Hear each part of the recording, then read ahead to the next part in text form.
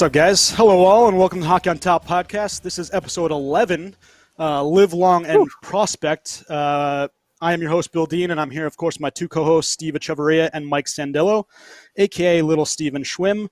We will also have Sam from Let's Go Devils podcast and our producer on the show as well to talk with our guest for today's episode. He'll be on at about 8:15.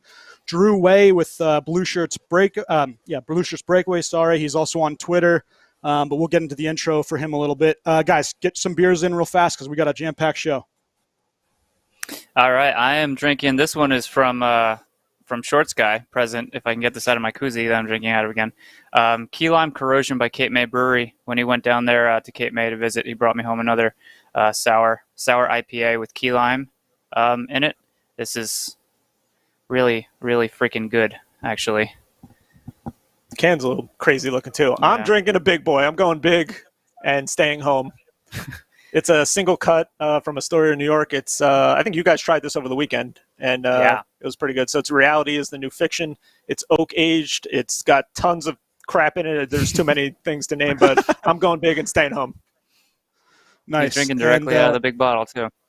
Classy. I got Simply Different from Abnormal. It's a cherry limeade. I think you guys have already had it. It's I actually really had good. It on a podcast already. So yeah, way to be original, guy.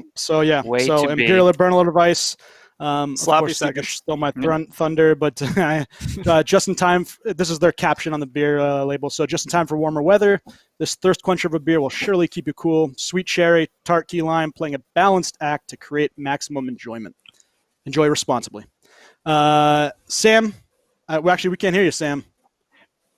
But I think he's going to talk about his delicious vodka that he's drinking. Once again, brand vodka. Man. Actually, this is for the folks that are 21 or under. If you ever your party ever gets busted by the cops, you tell them, I'm playing Kirkland Aqua Pong. This is great beverage.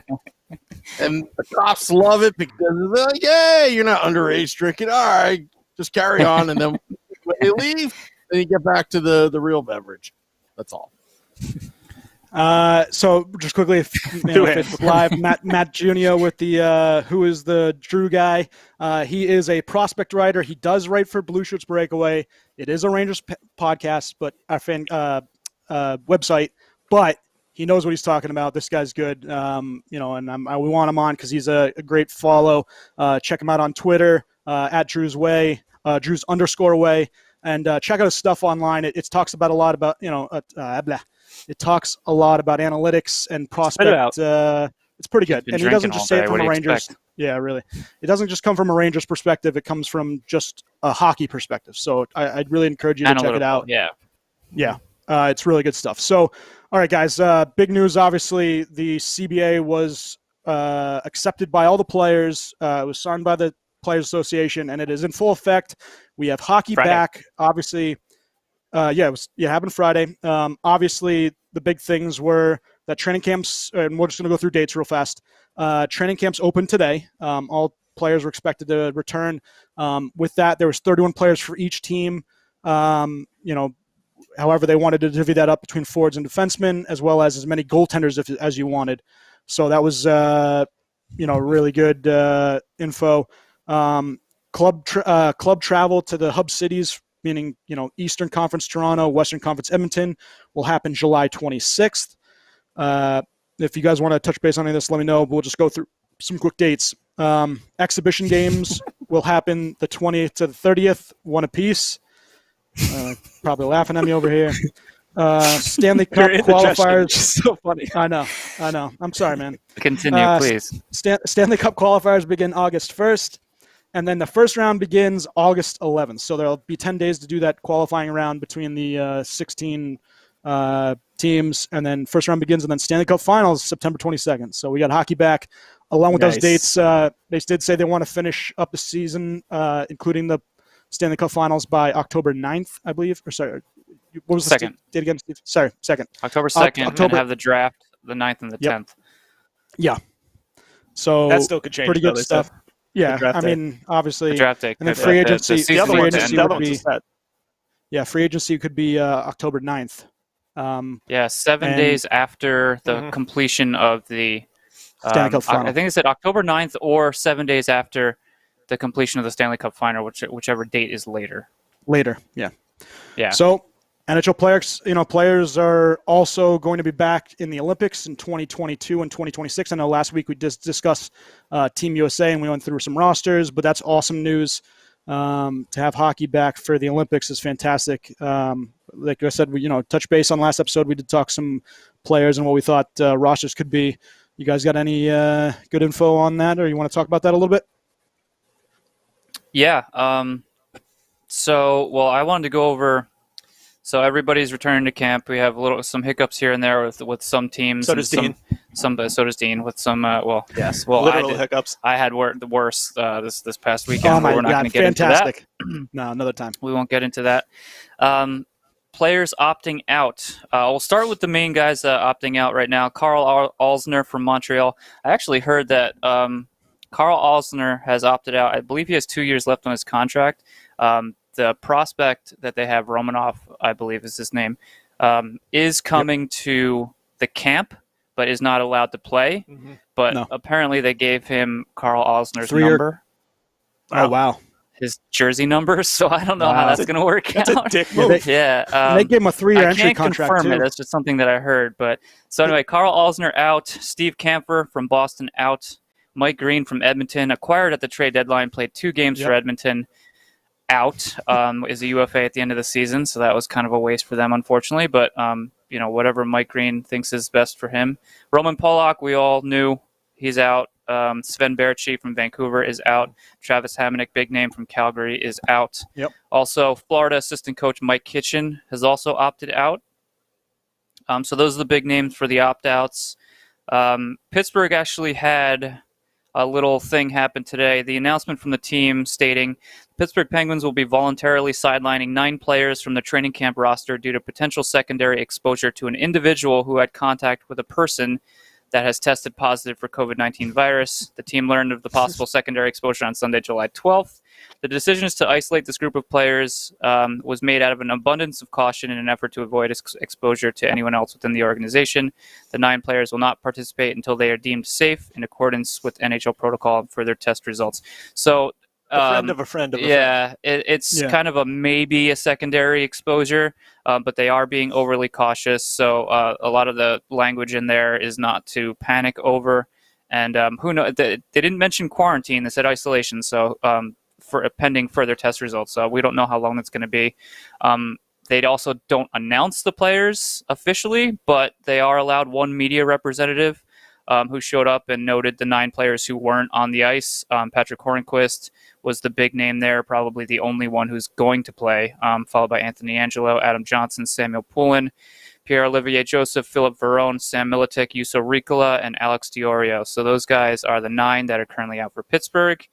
But like I said, Hornquist is really the only staple, so we'll keep an eye on that. Another thing out of Montreal also, obviously Max Domi's not there yet. He is still deciding on whether or not he's going to play. They did extend him 7 to 10 days to make a decision. He isn't there yet, so we're not entirely sure. There was reported on Sunday that 3 players from Montreal tested positive, but today it was also reported that 2 of those tests were false positives. So I'm not really sure what's going on with that particular case. But also notable players who were missing today. In case you're curious, Nolan Patrick on the Flyers is not on the camp roster, still dealing with those migraines, hasn't played at all this season, so he's out. Brian Little for Winnipeg is also out from camp. Pasternak and Kasha from Boston were absent today. I assume they're both going to be there. Another big news out of Chicago is that Corey Crawford was absent from practice, and there's actually a question as to whether or not he's going to play at all because of his health, which leaves them with Malcolm Subban, Colin Delia, and Kevin Lankinen as their starting goalies, potentially. Trading Robin Leonard could come this back deadline really messed a lot of teams up, I think. COVID messed everything up, but that stinks for Chicago, man. If Corey Crawford is unable to play, which it sounds like from reports that it's most likely the case. But another thing to keep an eye on. But a couple. If you're following your teams, a couple players just kind of absent from practice today doesn't mean that they're going to be out. Yep. And for the Rangers, Kaapo Kakko, who has type 1 diabetes and celiacs, who's obviously at a higher risk for infection, he's in New York, but he has to pass another test before he is cleared to play.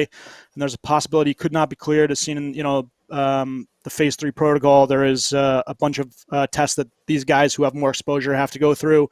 Kakko wants to play, and the Rangers believe that he can. So we'll see what happens. But obviously his health is in the best term for the Rangers, so they're going to play that very, very smartly. So obviously other news from this the whole CBA signing, the salary cap's going to stay flat for 2 years, $81.5 million.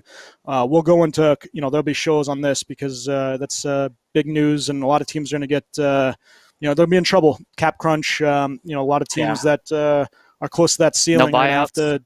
No buyouts, and have to deal out players, which I'm surprised about because they had talked about that for a while about having some kind of a buyout. But and then with the Seattle expansion looming, revenue, is soon to, obviously that revenue and the U.S. TV deal go in. So after those 2 years, they believe that the cap will go up. We should just note that the CBA was obviously, you'll still have the 2 years from the current CBA. 4 more will tack on after that from the new CBA. And then there's a possibility at a 5th year being added on depending on revenue and some other things. So pretty good stuff. Schwim, you got any quick things you want to touch base on too? Tampa's camp, everybody was there. Even though Stamkos, they said he suffered a lower body injury during phase 2. He was actually out skating in between. They had 2 practices. He was out skating in between the 2 practices. Everybody in camp showed up. The coach and I think the general manager said nobody has approached him yet about wanting to, not play this year. So it seems like everybody wants to play and is going to be there. They had a lot of guys hurt right before the season stopped. Hedman was out. McDonough was out, but he came back right towards the end. Jan Ruda was out for 17 games, I think, or something like that. So he's back. Stamkos was out, had surgery, and now something else happened. But they said they don't expect him to miss any time. And I still hate the round robin. It's stupid and it's worthless. Do you see the round robin games are regular season games? Their overtime is a 3-minute overtime and a shootout. Yeah, that's how they determine really. it. So I missed that part. This whole round robin is 100% pointless. The seeding and they need to play. They need to play. They have to play games, but they're worthless. Why would they want? Even if it has 2 overtimes, who cares? I know. I don't care. Who cares about seeding? My team finishes first out of these 4 teams. Who gives a shit? There's no home ice advantage. There's no matchups though. There's no match. Everyone's on the same playing field coming out of this thing. Not if there's upsets. There's going to be a lot of upsets. I guarantee. I don't think there's going to be a lot of upsets. They might there's going to be Tampa sweep. There's going to be a lot. Tampa will probably be one of them. Yeah. No, they're not playing Columbus. If they play Columbus the first real round, maybe, but no. All right, just quick. A couple things before Drew does come on. Escrow hasn't been killed. A big thing on Artemi Panarin's radar, but it is capped at 20% for 2020, 2021. It'll be between 14 and 18 for 21, 22, 10% in 22, 23, and then 6% from 23 to 26. So that's a big win for future NHL players. Schwim's just boozing away. Minimum wages have been raised. So we'll get into that in 2 minutes. $700,000 for this season, and then $750,000 going up to 2021. But our guest is on. We now welcome to the podcast someone that I've wanted to chat with for a while now. I listen to him on Blueshirts Breakaway podcast and read his work on prospects and analytics on Blueshirtsbreakaway.com. You can, of course, follow him on Twitter at Drews_Way, and he's a really great follow, by the way. Drew Way, welcome to the podcast. Thanks for coming on. Hey, thanks for having me on, and I especially appreciate you guys bringing me on at the tail end of an escrow conversation, so now maybe I can wake everyone up. Yeah, big stuff over here. So, but Drew, why don't you just give a quick little intro on yourself and what you've been doing for the past couple of years? These guys on here really want to see what you're about. Yeah, sure. Yeah, so like I said, my name's Drew Way. I'm old as hell compared to most people on Twitter. I'm 31. I guess still younger than us. Yep. Yeah. But on Twitter, it makes me feel old once you get 30. But no, I've been doing some analytics. Was actually really my first break into writing.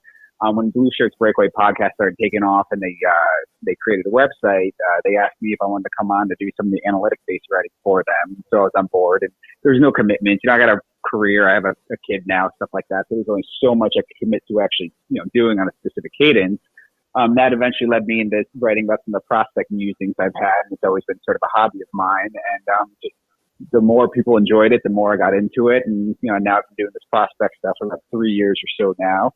And it's, it's been fun. And, on Twitter, especially, a lot of people like interacting and playing around with that. And sort of my shtick now is this Ty Smith Memorial Trophy article I got going on. Yeah. We'll get into that. Now. No, yeah. So let's get right into it. Obviously, the elephant in the room, and I'm not talking about Steve, is the number one pick, and what lucky team out of the 16 qualifying teams will get it. I'm a big fan of chaos, and obviously, I love that the draft went this way. But how much fun would it be to see Lafreniere in a Rangers jersey, and subsequently, how much would it suck to see him in either a Penguins jersey or an Islanders jersey? Also, after that, just talk a little bit about Lafreniere.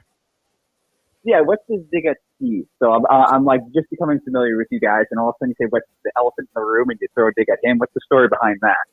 Oh, I was just making fun of him. Not very large. He's the smallest. Yeah, he's the smallest guy, and I'm the largest guy. I didn't want to call myself out, so. Gotcha. Yeah, I mean, as Rangers, even though a lot of the prospects just graduated this year, especially Capo Caco graduating like beyond prospect rank now, they still have one of the best prospect pools in all of hockey. And if you add Alexis Lafreniere to that mix, who's he's not a Connor McDavid or Sidney Crosby level prospect, but if he was in last year's draft, he would have been clear number one above both Jack Hughes and Capo Caco as well. He's a dynamic winger that does everything. He's someone where when you watch him play, when you dig into his analytics, whichever route you're going in terms of trying to evaluate him, there are no clear red flags. And then he's got super high-end talent. Really the only knock on him is that he's not a center. He's a winger. And wingers tend to, get devalued a bit when you're doing some of this prospect analysis. But, he does everything. He can shoot. He can score. He actually added a lot of strength this year. And so now he's actually quite a physical presence. Granted, he's in, the TMJHL, so he's playing against teenagers, but still, like, that strength element that he added really helped round out his game this year. He's incredibly smart. Like, he kind of almost reminds you a little bit, and I'm using this comparison super hyperbolically, but he's got that bit of Sidney Crosby in him where he clearly is seeing plays develop before everyone else is on the ice. And he's someone that, he'll probably be a power play threat, but he's great in transition. He's fine in his own end. He can literally do it all. There are no holes in his game. So whoever wins it, like the way I'm viewing this playing, right, is obviously I'm an analytics guy. I'm a prospect guy. It's easy for me to sit back saying, oh yeah, you know what? I want the Rangers to lose, get the 1 in 8 chance in this guy and build for the future. And, I'm a fan first. I'm obviously going to root for the Rangers when I'm watching them play. But the way I'm looking at it is if they lose, this isn't such a bad, silver lining. You now have a 1 in 8 chance to land, this caliber of prospect. Not bad. Yeah, I was going to say even with the Rangers, I was even Dean and I were talking about this weekend that they are the up and up right now. So this could be if they lose and get a 12.5% chance to win the number one pick, it's probably the highest percentage chance that they're going to have to win a number one pick in a lot of years going forward. Because they are going to be a playoff team, or if they're not a playoff team next year, they're right there. So the percentages. So this could be the highest chance opportunity for them to land a number one overall pick, even more so than last year. Yeah, now that Lindy Ruff's gone, the defense should be even better now, right? Sam. Oh, jeez. I think you hit a sour note Sam liked there. that one. Is Lindy Ruff staying? Is he staying? No, he's done. He's not even going to be there. No. Okay. Yeah, he's fully part of the Devils. The tournament. The Rangers called up one of their AHL coaches to fill in for him during the play-in here. Okay. Smart. Yeah. So what about Lafreniere on the Penguins? What are we thinking? What are we thinking there? If we see some kind of horrible upset, He gets get punched if that happens. So just remember that. Is someone one of you guys Penguins fans? I actually chimed in and was watching the stream before they dialed me, and I saw there was a Lightning jersey. It looked like one of you and a Penguins jersey. But I'm stuff like what's everyone's affiliation here? So I'm a Rangers fan. Little Steve, I'm a Penguins fan. And Schwim is the Lonely Lightning fan. Yeah, one of the few in the state. That will come into play here. What's that? I said, where did the Devils come into play then? So the Sam's Devils, here. Sam's here. Yes. Sam Wu, who is our producer, he's also host of the Let's Go Devils podcast. Pretty good buddies with Mr. Sam, and he's a great guy, and we just like ribbing on him because he ribs on me more than anything. So it's well deserved, though. Yeah, I mean, it would. Sam encouraged me to talk like my mother was listening, but my mom heard me curse a lot, so she's for this. But it would really fucking suck if Lafreniere. I just described him as an extremely smart player who reads the game extremely well, and I can't imagine sticking him next to either Malkin or Crosby. That just wouldn't. Yeah, we have a little joke on that. If the Penguins get the number 1 pick, we get to punch Steve in the face. So there's always that. I don't know if I agreed to the face. That's my moneymaker. I think you agreed to it. It's on film. Yeah, I think you did. I'm gonna have to go back and re-listen to that one. So Drew, I got a question. Detroit basically got screwed on on this lottery, being like historically one of the worst teams ever, and coming up only getting the 4th pick. Who do you see them maybe targeting at that 4th spot? I mean, I know you got Lafreniere first, and maybe Byfield second, and then it's kind of maybe open after that. And Stevie Y's he does some crazy things with his first round picks. Sometimes he might go like off the board a little bit, or do you see him kind of staying to the the picks that are lined up already right there? Yeah, so let me say this. I'm not an insider, right? It's actually funny to say that. I know someone in the Rangers organization who sometimes will tell me things after the fact. He values his job very much. And by the way, anyone who isn't Bob McKenzie or Elliot Friedman, one of those guys who says they have inside info on the Rangers, is lying. Like, I know for a fact that Jeff Gorton has made it very clear that if things get leaked and it's not purposeful, like, your job's on the line. So that aside, I'm not an insider. I don't know what Detroit is thinking of doing, but I know Elliot Friedman and Sam Constantino both are very adamant that their sources are telling them that Detroit loves Cole Perfetti. They're the guys that have these connections. They're claiming that Cole Perfetti is someone that they're enamored with. Personally, if I was Detroit, I had the number 4 pick. I mean, Lucas Raymond is from Sweden. He's a Swedish winger who I think is phenomenal. He's my clear number 3. Like, I'm big on tiered rankings. The way I have it ranked is Lafreniere, I have number 1 on a tier of his own. Then my second tier, I have Byfield and Raymond. And then my third tier is Tim Stützle, Anton Lundell, Marco Rossi, and Alexander Holtz.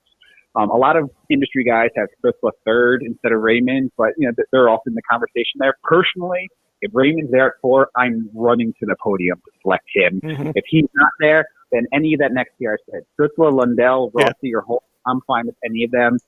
Perfetti's really good. I like him. If Detroit really wants to go defenseman, Jamie Drysdale is the guy that a lot of people really like to do. But personally, it's Lucas Raymond. If he's at 4, I'm sprinting to the stage to make that pick. Pretty good. Yeah.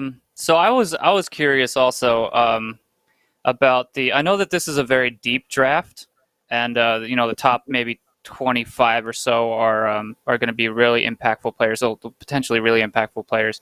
But I don't know if you have any sleepers in mind, or I know you have your Ty Smith Memorial pick. If who that guy would be, who it was last year, and who it would be this year. And with the Penguins, if they beat Montreal, they end up not picking unless they make some kind of a trade, not picking until round 3. So are we looking at guys who are still going to be really valuable at rounds 2 and 3, or is that kind of looking forward too much crystal ball?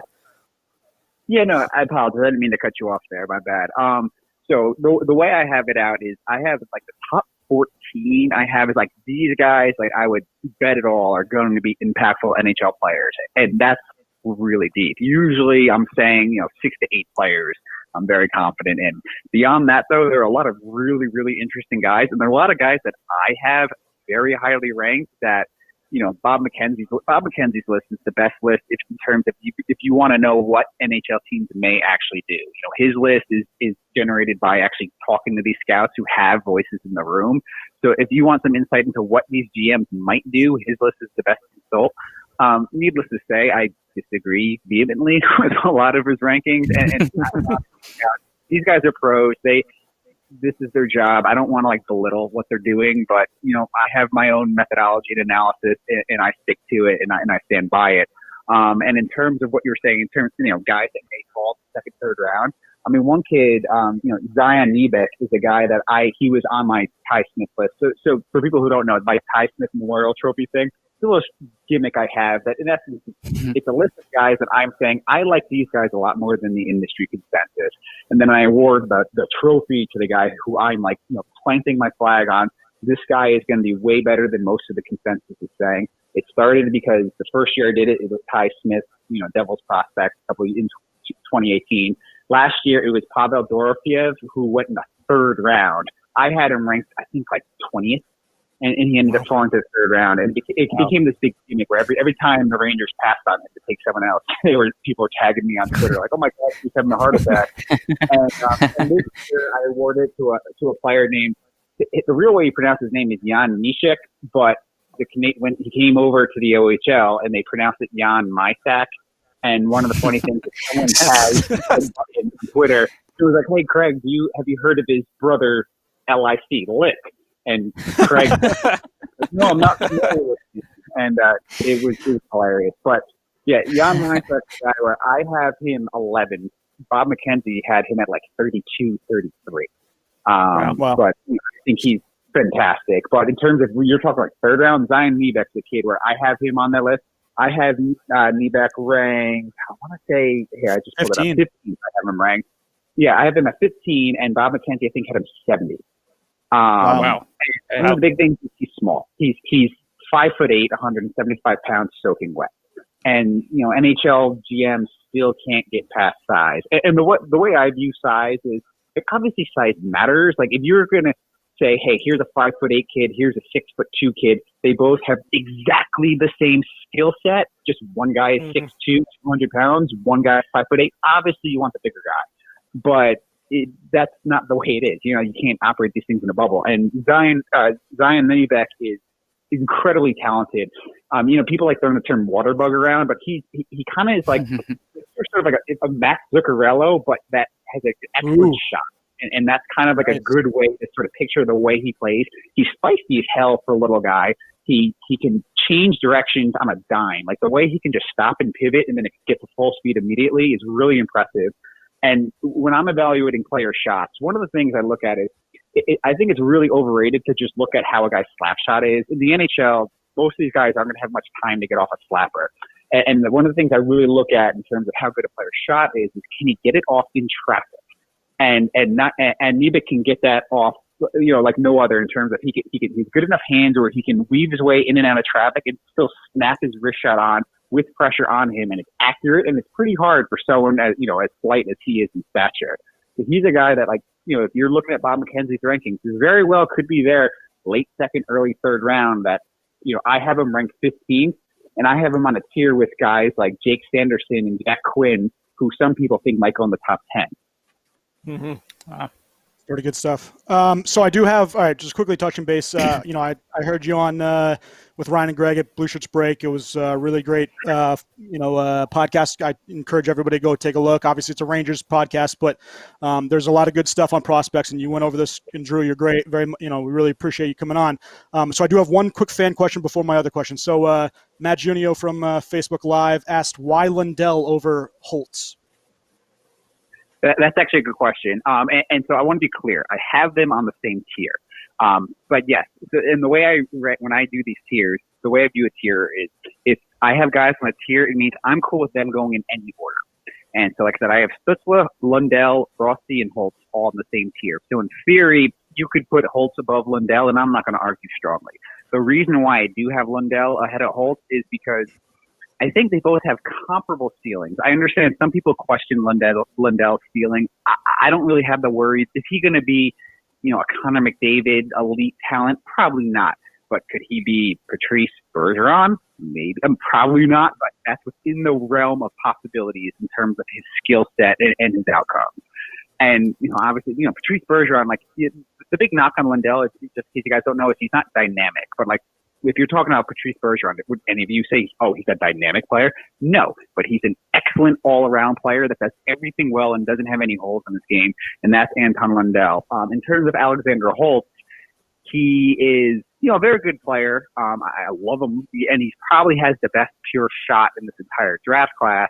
but he's a little bit dependent on other players setting him up to take that shot off. And again, you asked me to why one over the other. These both are great, so I'm really parsing hairs here, and so I don't want to come across like I'm anti-Holtz. Like Holtz is an incredible player.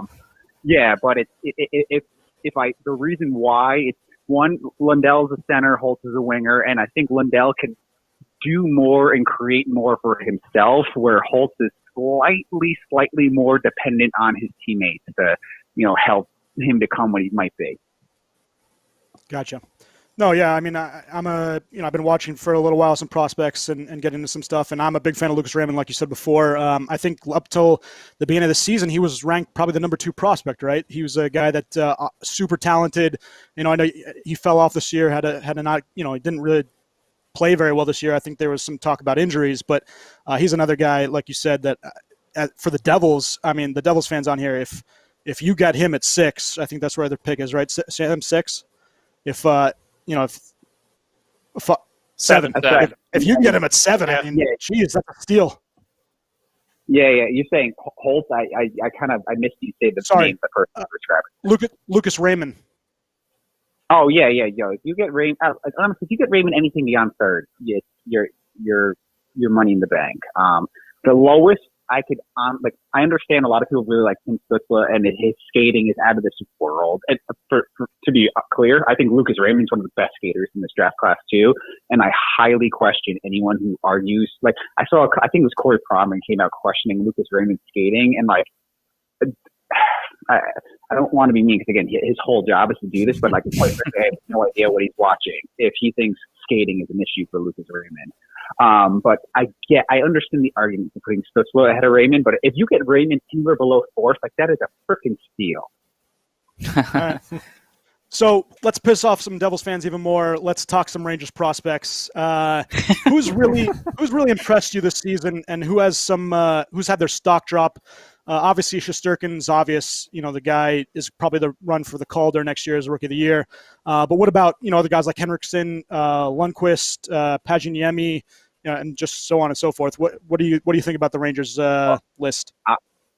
I'm going to pat myself on the back a bit. So that draft where the Rangers took Paginiemi, that was the draft where we went Kravtsov first, where people are furious, and then we went Olof Lindbaum in the 2nd round, and it just every pick the Rangers took, people just got angrier and angrier. I was adamant that Laurie Paginiemi was a fantastic flyer to take later on in that draft, and so I'm going to sit here and pat myself on the back a bit. Obviously, I didn't think he had a near historic season that he just had in Liga for someone his age, but he's someone that, I would temper expectations a bit just because, he had a great season, but don't expect him to come here and be a first-line winger or something. He's a great player. He probably is going to be a good 3rd liner who can give you a bit of a scoring punch and do a little bit of everything, which is great. I mean, I think the Rangers got him in round 6, I think it was. If you get an NHLer at all in round 6, you should be thrilled. And I'm sitting here saying not only do I think he'll be an NHLer, but I think he'll be, a 3rd-line contributor. But if you're talking, hey, who impressed the most, it's Nils Lundqvist. I love Lundqvist at the draft. I had him ranked in the mid-20s. It's about exactly where the Rangers took him. We did a little bit of a mock draft, the Blueshirts Breakaway. And with the Rangers' 2nd pick there, they ended up, trading up a bit to get Keandre Miller. But with the original slot, we actually projected the Rangers to take Nils Lundqvist. So that, I was thrilled with that pick. And he just went and put up one of the best seasons for U19 defensemen in SHL history. So you can't really be that upset with that. And coming into this year, I was pretty and I took some crap for this, but I was pretty adamant that Adam Fox was the Rangers' best defensive prospect. And then after that, it was Nils Lundqvist and Keandre Miller were on the same tier. And, in terms of how their years went, Wisconsin had a really tough year. A lot of people expected a lot of good things out of Wisconsin, but, with the NCAA, just because you have a lot of high-level NHL prospects doesn't mean your NCAA team is going to be good. And Keandre's numbers suffered a bit. If I recall, he had a little bit of a suspension at one point in the season too. So his season was probably disappointing compared to his incredible freshman year numbers-wise. But in terms of who really impressed, it's Nils Lundqvist. And I think Lundqvist established himself as one of the best defensive prospects in all of hockey. Wow. Pretty good stuff. Look at you, Dean. You got somebody Another Lundqvist coming up in the ranks there that you can obsess over. It's not bad. So Drew, we went over Rangers prospects now, and now Schwim and I are curious about other prospects throughout the league that have impressed you the most. Obviously, there's guys like Ty Smith and Cole Caulfield, and but any Penguins or Tampa prospects that you've seen that have really, off the top of my head, Samuel Poulin, Nathan Legare, I'm kind of excited about with Pittsburgh. Pierre-Olivier Joseph apparently had a very good season for Wilkes-Barre. The coaches really liked him there. They have a couple other guys that are kind of fringe players, but I don't know if you have anybody else out in the league there for either Tampa, for the Penguins, for anybody else that might be listening that you want us to keep an eye on. Yeah, so unfortunately, Tampa's in a position where they've been going for it for a few years now, and they don't have, they're not in a great position prospect-wise in terms of hey, yeah, these guys are all excellent. You really want to plant your flag on them. But the one thing I would say about Tampa, and this actually applies to Pittsburgh too, is both organizations, I think, have done a fantastic job at developing. And so, it's one thing to draft well. I actually think the Rangers draft better than most people give credit for. Where I think the Rangers screw up sometimes is they don't develop their players always properly. Sometimes they rush them, or they don't quite put them in the situation to succeed. And so just because someone doesn't pan out doesn't mean it was a bad pick, but sometimes development was wrong. Both Pittsburgh and Tampa, I think, are as good as anyone in terms of taking these guys that are, they're good prospects, but not great, and turning them into something really good at the pro level. If you're looking at Pittsburgh, coming into the season, did anyone have John Marino as someone that's yeah, he might be in the Calder conversation? Fuck no. No, especially what they traded for to get him. Yeah, but now he's legitimately, granted, he's probably getting a little bit overshadowed because you have Adam Fox, you have Cale McCarr, you have Quinn Hughes, but he is a fantastic young defenseman that had a much better rookie season than I think anyone could have realistically expected, and that's a credit to to Mike Sullivan and the job that Pittsburgh does developing their youngsters. And Tampa's the same way. Anthony Cirelli is a kid that we've all liked for a while as a prospect, but nobody really saw him in his second year being a legitimate Selke candidate. And so it's a credit to the development that these teams do. But in terms of Tampa, the one prospect I do really like, and I'm going to butcher this pronunciation because I'm not good with the French Canadian name, but Alex Bray-Boulet, I think is the name, is how you pronounce his name. He's in camp. Yeah, he's on the smaller side, but he is a kid who he's got all the talent in the world. He's got a fantastic shot. And on top of that, he just worked his ass off. He was not a high pick. I think he was sixth, seventh round, something like that. You guys can, correct me there, but I believe he's a fairly low pick. Maybe he wasn't even drafted. And in my opinion, he's the Lightning's best prospect. And earlier, around the trade deadline, when there was rumors hey, the Rangers may make a trade, might sell off a little bit. Tampa is always a team that gets involved when the Rangers are looking to sell. He was the kid I'm if the Rangers are trading Kreider or something like that, that is the prospect I want in return. And just with Pittsburgh, you said the name. It's Sam Poulin, who he's, and Nathan Legare are the two names that they're the recent draft picks. They're still young enough to get excited about, and also had pretty good years and have some talent. And another name that I would add in for Pittsburgh is Philip Hallander. He's a kid. He plays for Lulele at the SHL. He's had some injuries, and he didn't have the best season this year, but he's a kid that I remember I was really impressed with in his draft year, and he's someone that I think is much better than maybe most Penguin fans I've seen give him credit for. Yeah, I agree. Philip Hollander, I have been actually excited for a while now, and I saw the injury. I saw that he did re-sign with his Swedish club, which isn't a bad thing. It just means that if he doesn't make the Penguins roster, he stays over there, which is probably arguably better than playing in the minors. Not arguably, it is. It is. The SHL is a great league. And playing against the men in that league, you're in a bet. Especially, I think that's something that people, especially of my ilk, who are analytics guys, sometimes forget about. Is these kids are still kids and they're human, and a lot of times, the best spot for them is to let them stay at home, stay around their family, stay around their friends, and develop with the coaches and the systems that they're used to.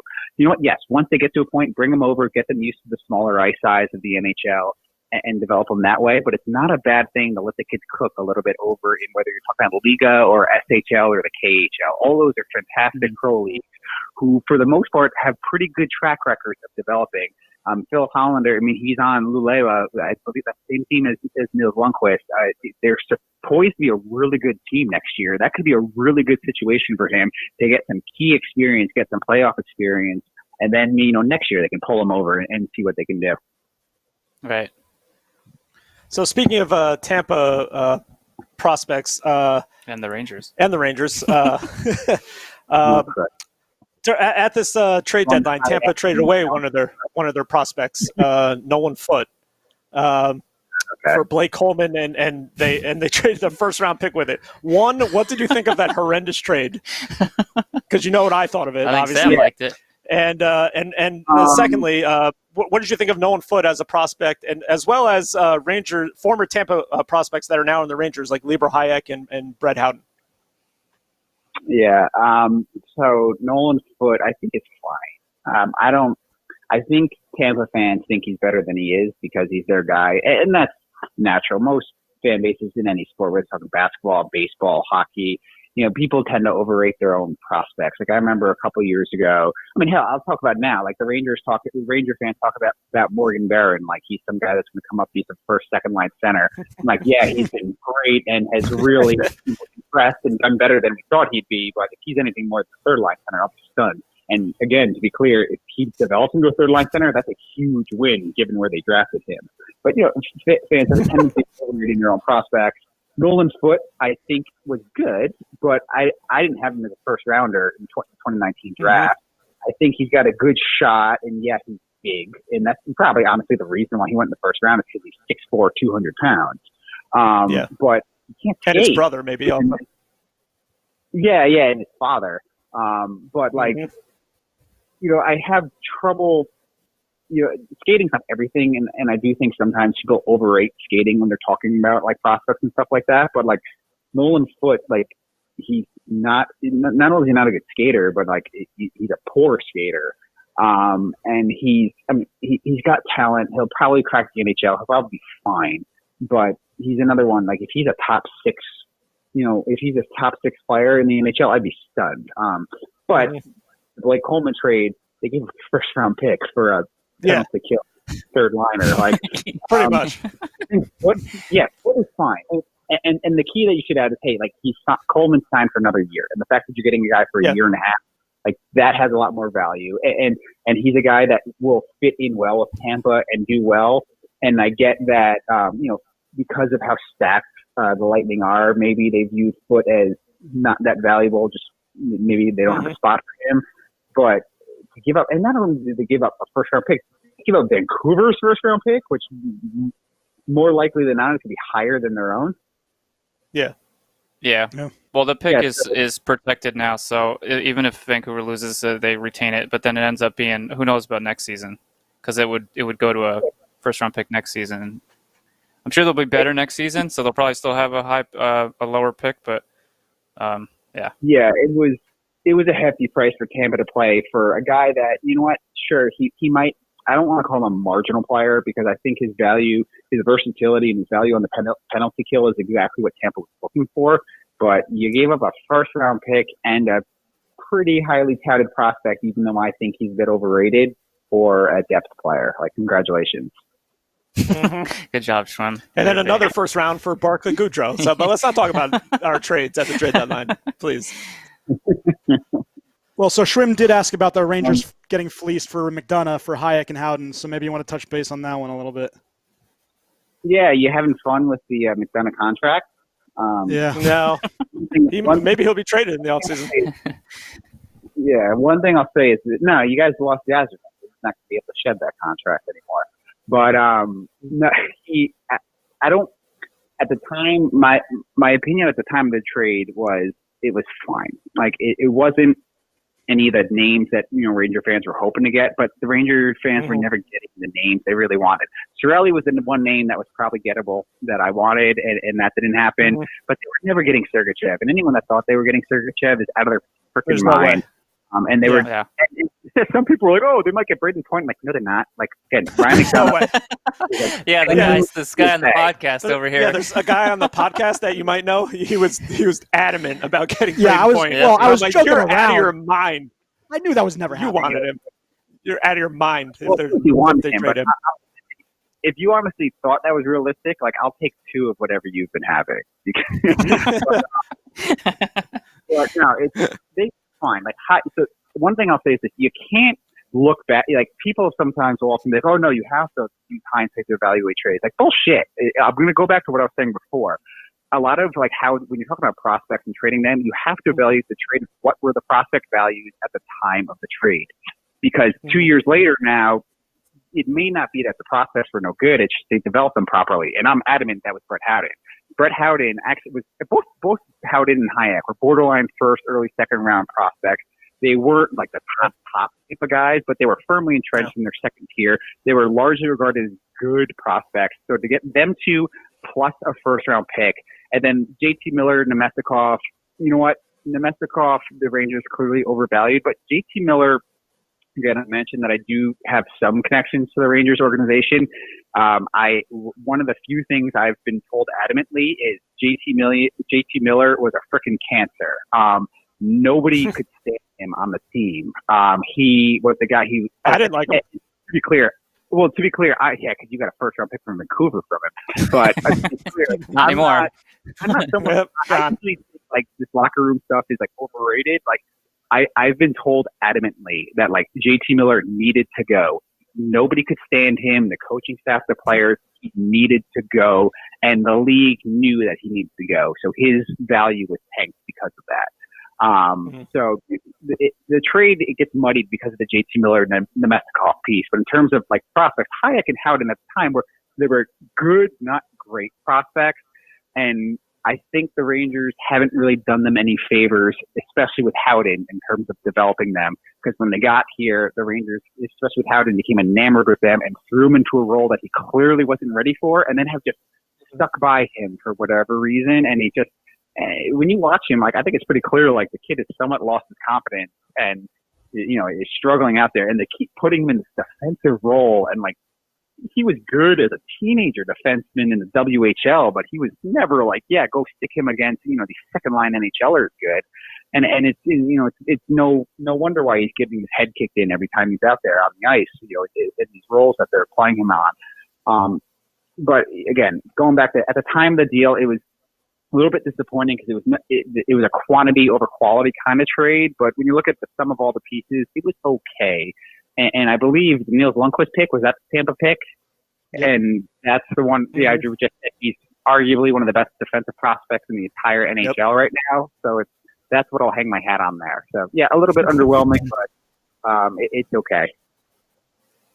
And Drew, one quick while we're on the topic of trades here, not looking at the entirety of the trade for this for when Pittsburgh acquired Jason Zucker, but losing Kalen Addison, I know that he was pretty highly touted. Do you think that there was more of a reason why they were so willing to let go of him for Jason Zucker? Is he one of those overrated prospects? Did Penguins fans think that he was better than he actually was? No, I think Kalen Addison was a pretty good prospect, to be honest.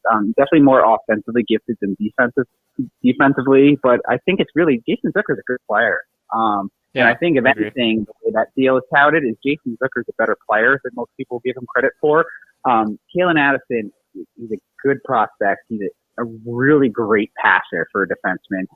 Probably one of his best traits is the way that he's able to take the puck and move it up the ice. So when his team will get possession in the defensive zone, few people, in the CHL ranks are as good as Kalen Addison has been at quickly transitioning the puck up the ice to his forwards and establishing the zone in the offensive zone. But he's definitely got some red flags. He's not a perfect prospect, and Jason Zucker is a really good player. I honestly thought that trade was somewhat fair. Okay. All right, yeah, Drew, I was happy with that too. Drew, we really appreciate your time. This has been fantastic. Just the last little thing, I know we followed your analytics work and your new hockey lexicon page. As we get you out of here, can you just give us beer drinking analytics obtuse fans a little intro into what you're doing at BSB and then we'll say goodbye, bud. Yeah, so I'll say this. Definitely my hockey lexicon, which you referenced. If you go to blueshirtsbreakaway.com, it's one of the main menu tabs that you can click on.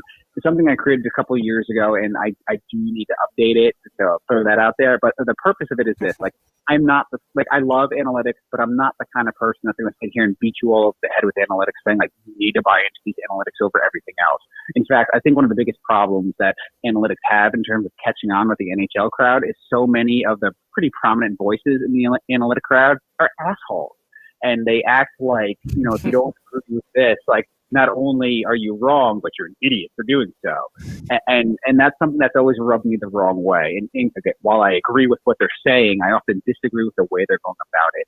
And so the reason why I created that is because I wanted to create this resource where an everyday a layman could come, read it, and understand. I try to word everything in layman's terms as much as possible, so anyone could use it as a resource to legitimately try to learn. I'm not trying to speak down to anyone. I'm not trying to be condescending or anything like that. I'm just simply trying to communicate analytics in a more digestible manner for your everyday fan, because analytics do have value. I mean, if you just change the term analytics to information, a lot more people will be on board. That's what analytics is. It's more information to help inform your opinion of what's going on with the sport.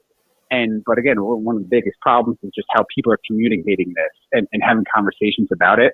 So I just want to try to communicate analytics in just an easily digestible way where any fan can learn and just become more informed and help inform their eye test. And it's fun to get involved with too, once you start to learn some of the basics and get more into it. And just, it helps round out your opinion of some of these players, especially when you talk about guys on teams that maybe you don't get to see every night.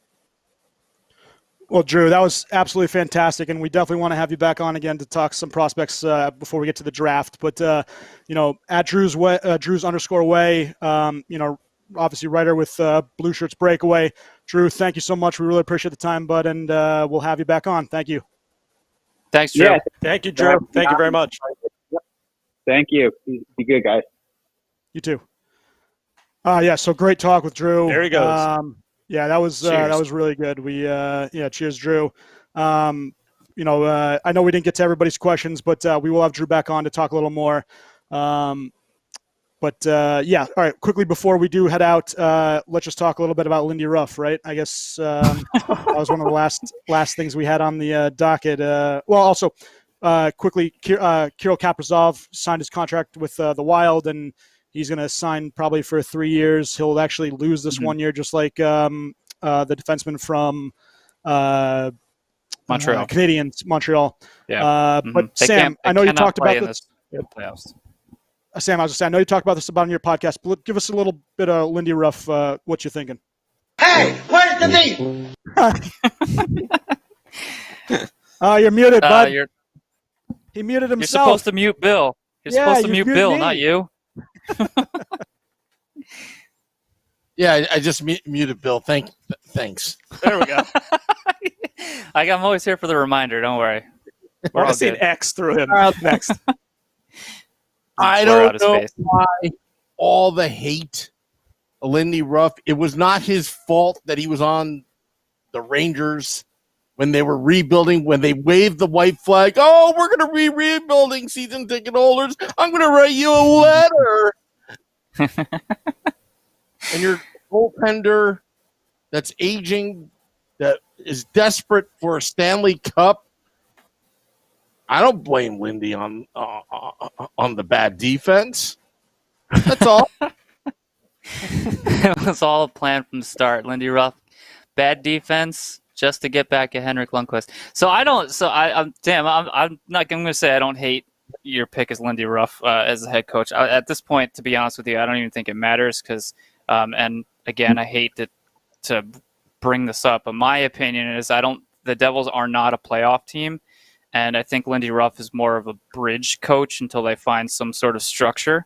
I don't think Lindy Ruff is great with young players. I know that he had a major issue over in Dallas, especially with Val Nichushkin, who refused to play for him and actually stayed over in Russia and didn't come back to Dallas until he was gone. A lot of Russian players are like that, though.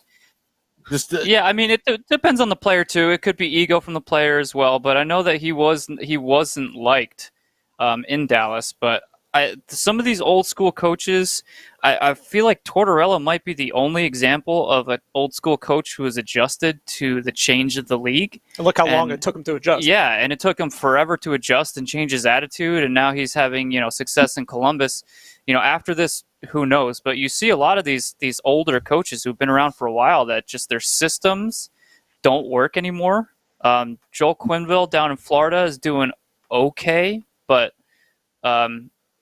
Florida needs a lot of work in other places. But but Lindy Ruff, I think, it'll be fine. You'll see how he works with the younger guys, but I don't see him as he's not gonna be the coach that brings you guys to the playoffs and any sort of run from here. I think he's just kind of there until they find somebody to take his place, perhaps via assistant coach or something. Just remember, guys, it's a very uncertain time. The Devils took the most conservative approach, taking the interim tag off of Tom Fitzgerald. Okay, they could have brought somebody in. It's not like next year is going to be a normal rebuilding season. We may not even have hockey for all we know. So why go with a young stud up and coming coach, and why take risks when the guy may not even have a great chance to begin with? You have a known commodity. You know what you're going to get. Hey, if there's a slight chance that Lindy Ruff gets them in the playoffs, they'll look like geniuses. If not, well, we're not expecting too much anyway. So it's a win-win management. But on the onset, I was kind of pissed because look at all the other guys out there. But at the end of the day, this is Jersey, and you guys are from Jersey. You got to understand. You got to be from Jersey to understand. What Lindy Ruff brings to the table are a lot of highlight reels of getting pissed off in the media, yelling at refs.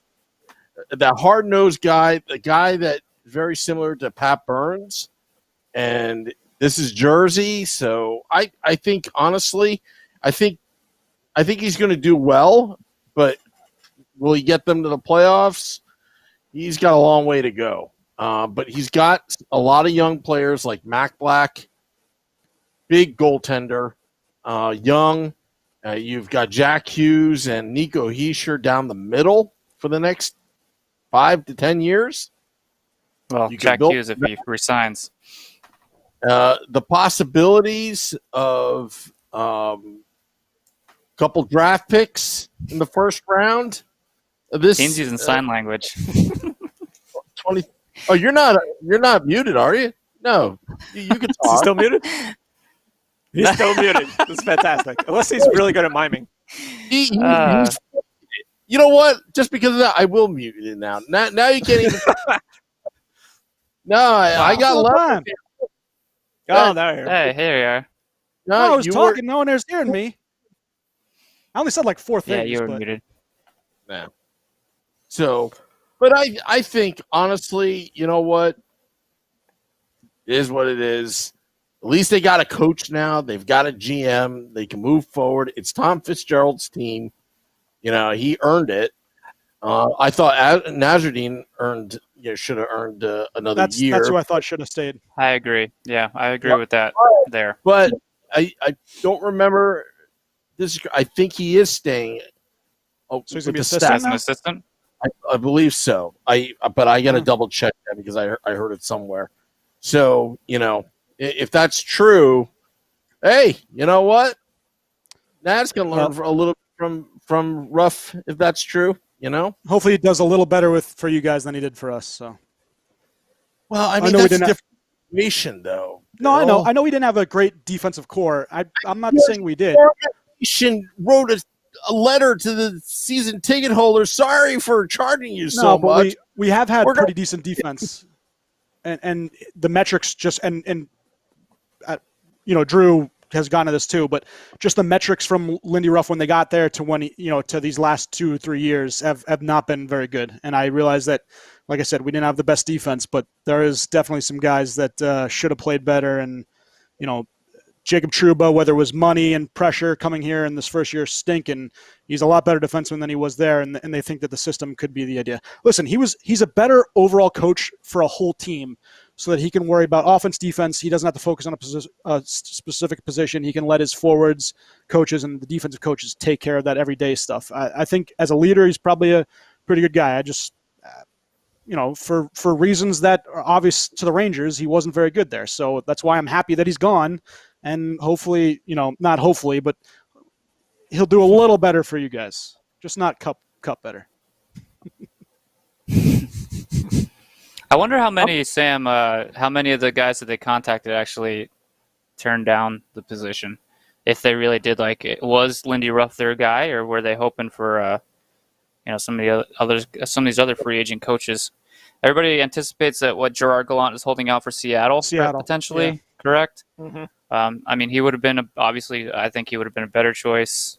But Shorts guy did have a good point on Gallant, though. He is 3 years and out everywhere he goes, and I'm not sure exactly how that works. But Shorts guy did make that point on the podcast with you guys, and I did think that was pretty interesting there. Florida 3 years, Vegas 3 years. Obviously, Montreal Vegas was weird though, because I don't even think that he necessarily deserved to be fired. That was just was bizarre in my. And I know you guys have had Pete DeBoer, but I don't think he's better than Gerard Gallant. Pete DeBoer, I don't think so either. No. Yeah. Anywho, congratulations, Sam, on Lindy Ruff, on Fitzy as your GM. I hope I was telling Matt Junior on Facebook Live. I do hope to see more from Jack Hughes. I mean, granted, I root against the Devils often, but I do hope to see more from Jack Hughes. I know he was really exciting to watch, as prior to the NHL. There were glimpses of times where I noticed him out there where he looked really good, and also a lot of times where I was wondering, I would watch an entire game and wonder just where the hell is Jack Hughes, and wondering if he's even in the lineup and having to check. So I do hope to see more. I tell you what, I've seen. I sat down below one game and I was just focused on Jack Hughes the entire time. You know who he reminds me of? Just little glimpses, and I'm not going to compare pound for pound. You know how Sidney Crosby is very slippery, where players you can't lay a full hit on him. He has that type of skill that you cannot teach. Like, it's almost like Teflon, where you try to lay a hit on him, but it's just you can't even get a full hit on. He has that individual ability. It's just I think his issue is he's 18 years old. His frame needs to bulk up quite a bit, because he's when they do hit him, he's bouncing off of them. He's just he's with no way of defending himself. But I think with Jack Hughes, another guy, a little bit like Joe Thornton, he had a slow start in his career, the NHL, but eventually he'll get it. Nathan McKinnon too. Nathan McKinnon was a Steven slow Stamkos, start. only 4 goals. First 3 years. Start, yeah. First 3 years, McKinnon wasn't the player he's supposed to be. Now look at the contract that he signed to, and he is completely. That's what they should hope for. He signs a monster contract like that, and he stays for forever. No. Obviously, Sam. I joke around. Jack Hughes will leave, but when Rangers Devils hockey is the best is when those two teams are so good and they just battle it out. That's what I want. I want Jack to stay for a while. Get hit so that the rivalry's back going to what it used to be, and that's when the fun hockey happens. So, just screw the Islanders. Yeah, they can. I actually like it. Listen to Jeff There Turner. are cousins across the river. The only Islander I like is Barzal, and he's definitely leaving. Flyers. There's no chance. Nobody wants to stay there. No. You know what? There are It's a terrible rumors. arena. Sorry, Turner. There is rumors out there that the Brockness Monster out in Vancouver could be. We should talk about I think they were. Yeah, that might be another Friend of the discussion. show. But I did hear something. I was reading that, Sam, and I saw about that. It was vehemently denied that he was on the trading block. But of course, and you see Johnny Gaudreau on the trading block. I don't think Johnny Gaudreau is going anywhere either for Calgary. But I guess they always got to bring up these big. They got to bring up these big names just for clickbait to keep you guys interested and on your toes. But I have seen more and more rumors about Patrick Laine to the Devils, which could be pretty good for you guys. I don't know what you have to give up, but that's for another time. Yeah. All right, guys. Probably Beers, give up a lot and then he'll suck. Steve, what are you getting in your beer? A key lime corrosion, I'm giving it another 4. I know that's kind of like my go-to number for this, but this is pretty great. Everything by Cape May Brewing Company that I've had has been pretty solid. They're distributed all up here. Keep an eye on your liquor stores. Anything Cape May Brewing Company is fantastic. So this one especially. Schwim? I don't know if they distribute this one. This might be only available. Yeah, I finished the whole bottle. It was delicious. I'll give it a 4 as well. I don't know what you guys gave. You probably, I think, gave it a 4. 4.25, I think. Yeah, I'm not going that high. I'll go 4. Abnormal, Simply Different. I also give it a 4. Thanks again to Drew Way at Drew's Way on Twitter. Big time. Thank you to Drew. Great spot, and we really appreciate it. We'll have him on again. Schwim, take her home. Great discussion. In the words of Billy Dean and Ralph Wiggum, me fell English? That's impossible.